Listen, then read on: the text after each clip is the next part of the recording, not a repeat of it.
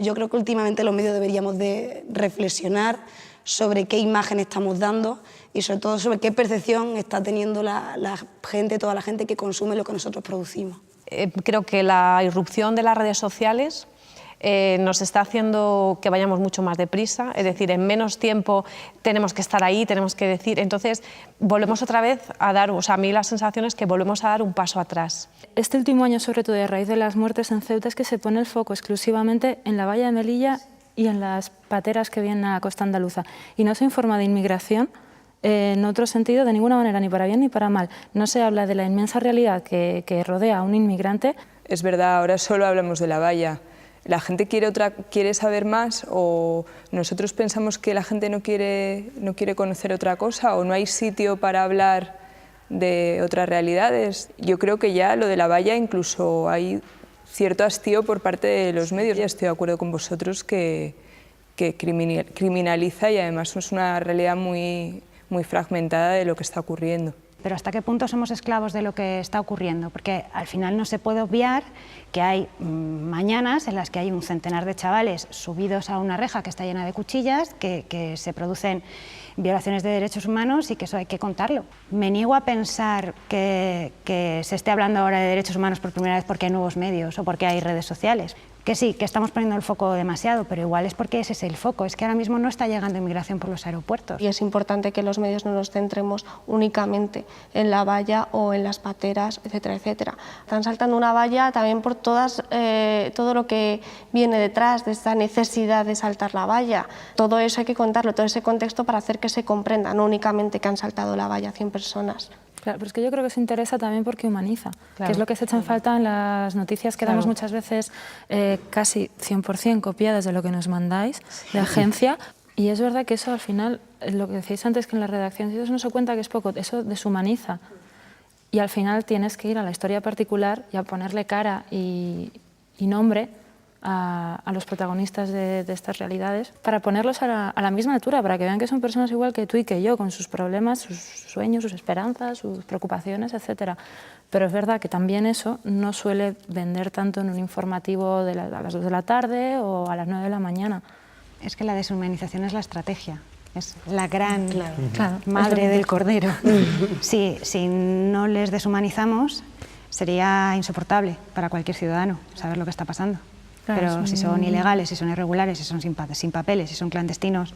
Duele menos y no se te atraganta el desayuno. Hasta que no ponemos la palabra personas, ¿no? Que yo sé, nosotros las crónicas periodísticas, a mis compañeros lo hemos intentado hablar, ¿no?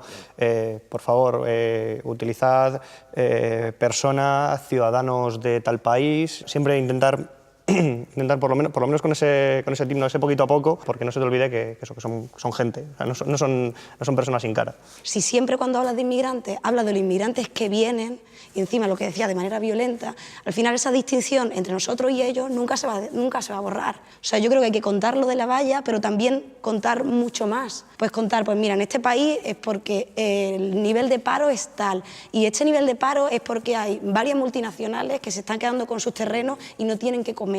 A mí me da tiempo a poner en una frase: en Camerún no están garantizados los derechos humanos, o esta minoría étnica está perseguida en su lugar de origen. Una frase tampoco te quita muchos minutos, y más o menos aquí todos tenemos un poco en la cabeza quién está en guerra y quién no. Con que nos concienciásemos de esa parte, igual mejoraría, la mejora cuantitativa igual sería grande, con un poquito más de atención. Yo he estado en una mesa de edición y he oído decir: es que somos un cayuco con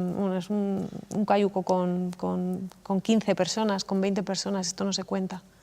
Y eso es muy triste, eso sí que es muy triste, ¿no? Si tenemos responsabilidad de hacer algo, es decir, en no obviar la información. Si hablamos de ese inmigrante en ese contexto y le sacamos del resto, ¿es beneficiario o no es beneficiario? Yo creo que no. Pero depende, si no lo conviertes en una víctima. Pero el problema es cuando una persona que viene de otro país deja de ser inmigrante para convertirse en persona. Después, una vez que llega aquí, cuando sí que se puede llegar a conseguir esa empatía. Todo lo que les pasa después, cuáles son sus circunstancias, si han conseguido o no lo que querían, cómo se enfrentan al sistema en el que vivimos, a la exclusión sanitaria ahora, a cómo afrontar el reto de ganarse la vida, etcétera, etcétera. Unas reglas de no victimización y de presentar el problema con lo complejo que es de la manera más completa posible, conseguiremos que la sociedad perciba al migrante de otra manera, ¿no? Inmigrante es solo el de origen de cualquier país de más allá del Sáhara, que es otra forma de decir negro, y que esté en La Valla, en Melilla o en el entorno de Lavapiés.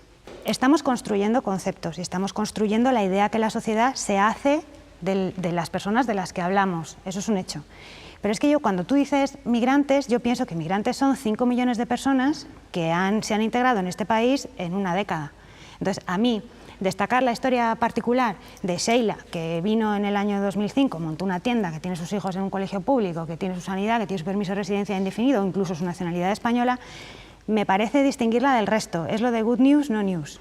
Ahora, si estamos hablando de Dani, de Camerún, 23 años, que está sentado en la plaza de Lavapiés y que le para la policía un día sí y otro también, aunque lleva 20 años viviendo en España, tiene un permiso de residencia indefinido, tiene un trabajo y está ganando dinero tranquilamente, un piso en alquiler como el mío, sí, esa historia sí, porque tiene un padecimiento por su condición, por su origen inmigrante o incluso por su perfil racial o étnico, que creo que hay que denunciar.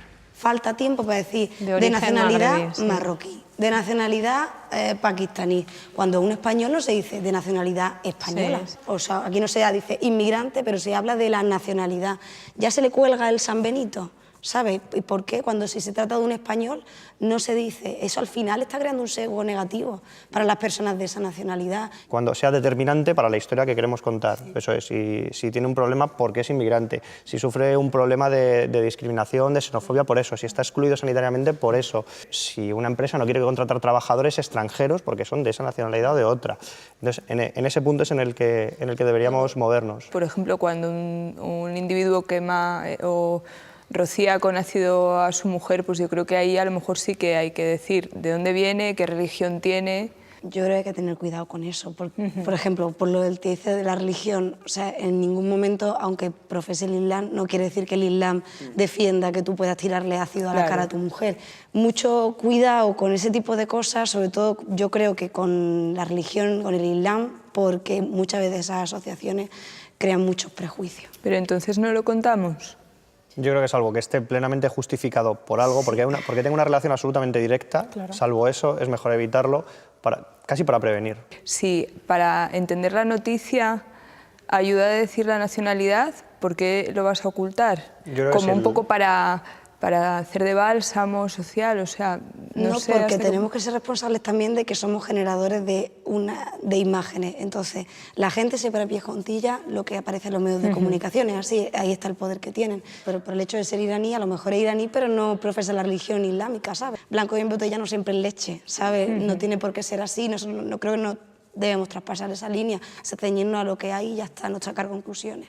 No sé, me cuesta pensar en que seamos responsables absolutamente de todo, ¿no? De ese tratamiento social que luego la gente hace al inmigrante porque tú hayas hecho una noticia de una manera o de otra, ¿no? No sé. En el caso del salto de la valla, en el momento, quizá posteriori se puede, pero en el momento inicial es bastante complicado conseguir información. Nos limitamos al comunicado, generalmente. El poner una frase de se desconoce el número de heridos al otro lado de la valla ya le hace recordar a la persona que lo está leyendo o que lo está viendo que hay algo más al otro lado de la valla, porque hasta qué punto interesa en ese momento si no va a más, desgraciadamente. ¿Qué pasó con la tragedia de Ceuta? Que de repente hubo un colectivo que fue Caminando Fronteras que empezó a poner en contacto a personas que habían sido testigos directos o sufridores de aquel intento de salto que acabó con la muerte de 15 personas con los medios de comunicación, móviles, o sea, directamente por teléfono. Y el tío que ha sido montado en un autobús y embarcado a 30 kilómetros del Tarajal te cuenta en primera persona lo que le ha pasado. Eso es un cambio y va acompañado de otro. Ciudadanos que estaban allí y lo grabaron con sus móviles. Eso nos ha hecho a todos un poco mirar al otro lado y decir, oye, pues si hay gente que ha estado allí, que lo ha visto y que está dispuesta a hablar, yo estoy dispuesta a hablar con ellos y a entrevistarles. Lo que pasa es que yo particularmente me encuentro con muchas barreras. Que haya un momento en que las ONGs han dejado de ser la fuente que eran antes, porque a partir de lo de Ceuta hemos empezado a trabajar con personas voluntarias individuales que iban allí y que hacían el trabajo que a veces anteriormente han hecho grupos completos de ONGs. Yo en los últimos meses no he visto por parte de las ONGs una implicación real en en el suceso de Ceuta o en las cosas que hemos visto, las aberraciones que hemos visto después en La Valla.